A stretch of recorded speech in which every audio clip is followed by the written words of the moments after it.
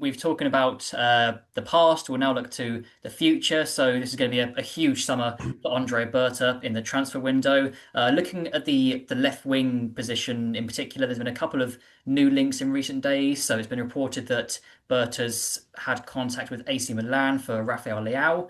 And we were talking about Rodrigo last week. You said that when a player of his caliber comes onto the market, if Arsenal have to pay over the odds to get him, they should because he would lift everyone in the stadium. Is Rafael Leao in that same category as Rodrigo?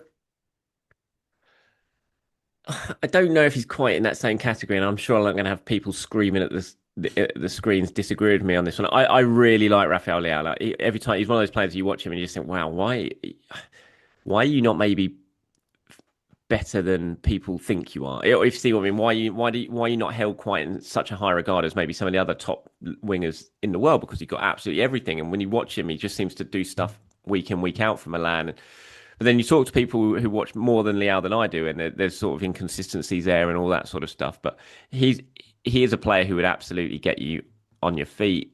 He's got all the ingredients to be an absolute superstar. So look, I'm not going to sit here and turn my nose up at Rafael Leao because I think he's a fabulous player.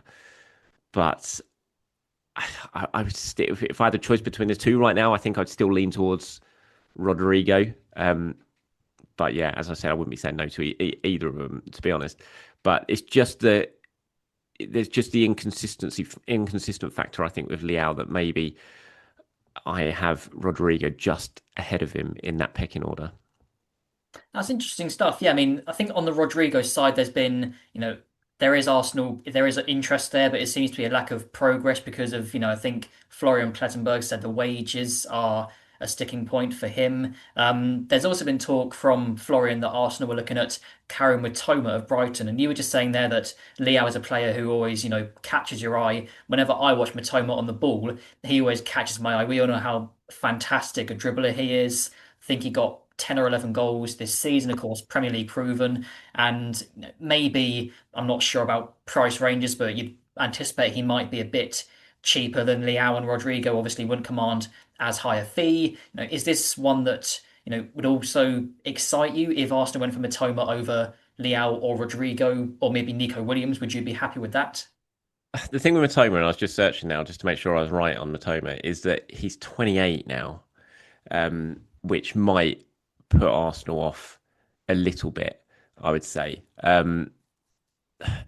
And you say you'd be cheaper, and this is Brighton we're talking about, and that's the issue as well. Brighton, that they do not do things on the cheap. If they're going to sell a player, they're going to really try and squeeze as much money as they possibly can for that player. So, and look, Mitoma is a fantastic player, unbelievable. I mean, I think Arsenal fans know more than most the damage that he can do. He's always good against Arsenal. You rarely see Ben White given a tougher game than when he comes up against Mitoma. He scores some quality goals. His work ethic, he's perfectly suited to Mikel Arteta and what Mikel Arteta would want.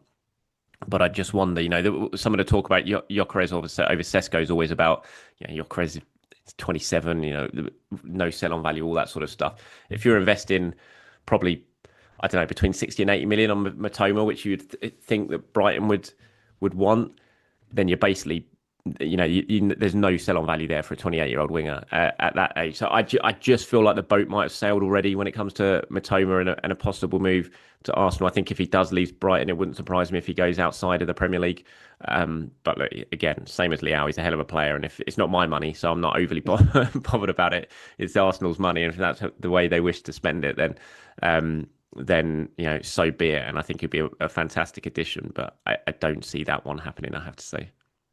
Interesting stuff there. And you talked about Gyökeres and Sesko just then. We spoke last week about, which one will Arsenal go for? Which one do you want them to go for? There has been talk since that there's been concrete discussions with Leipzig for Sesko. And this is interesting because we know how much Berta loves Gyökeres, but at the same time, they have serious interest in Sesko, so they're not putting all their eggs in one basket when it comes to the striker search. Is that a good sign for you? Well, I don't know. They need to put all their eggs in one basket very, very soon because I don't want this dragging on. So whoever it is they're going to go for, then they need to get it done. I mean, we're already seeing rival clubs doing their business right now. So I don't think they can afford to sit on their hands much longer, to be honest. And I don't think they will be. I think they'll. I think deep down they'll know who it is that they're going to go for. Um, the thing with like the Sesko and the concrete talk, Arsenal been in talks over Sesko for a long, long time. So I'm not sure what sort of constitutes a step up from talks to concrete talks, if you see what I mean, because they've been. This is something they tried to do last summer. When it didn't happen, they didn't burn their bridges with the player or with Leipzig. The discussions have kind of been there just to keep themselves well positioned because the expectation was, well, it didn't happen last summer, but it could well happen this summer. So yeah, I don't know. I still could not sit here right now and tell you who it's going to be. I really don't. But I'm sure, despite the fact I can't say it, and I don't think anyone else can really, any reporters could really hand on heart tell you who it's going to be at this point.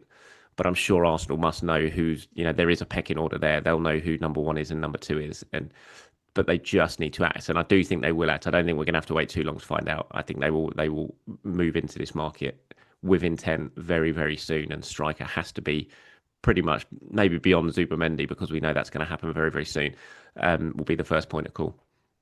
Yeah, absolutely. And Sesko's not really, done much talking about his future. Gyökeres has been asked a few times recently. He's given the classic media trained responses like "we'll see what happens," etc. Yeah. Although there were some quotes from his uncle, I think, saying that they decided, not sure if Gyökeres was in this family dinner, but Gyökeres' uncle said they decided he has to stay at Sporting. I mean, can we read anything into those comments? Is it maybe like a negotiation tactic? I know he's got that release clause, but is there any way we can interpret those, or is that just, sort of water under the bridge eventually?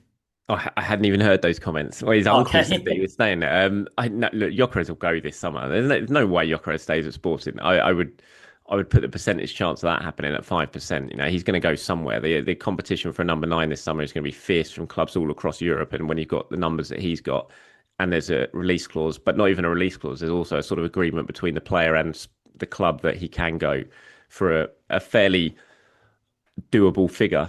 Then no, I'd be absolutely stunned if Gyökeres stays. He's off. I mean, his response, like you said, was a classic media trained footballer's response to the question immediately after the cup final. Of course, loved his penalty, by the way, last minute, deep into injury time. You score a penalty like that, I mean, that takes some doing. Absolute nerves of steel.